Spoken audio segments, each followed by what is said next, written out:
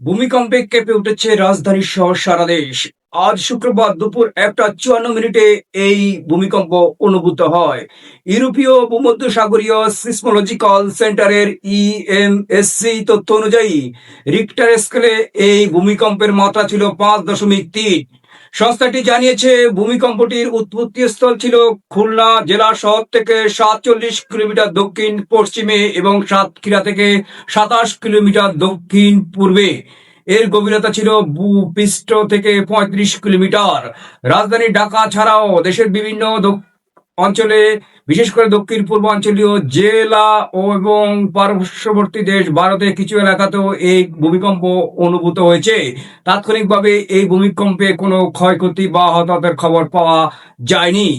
গত কয়েকদিনে মিয়ানমার ও ভারতে কয়েক দফা ভূমিকম্পে কেঁপে উঠে দেশের দক্ষিণ ও উত্তর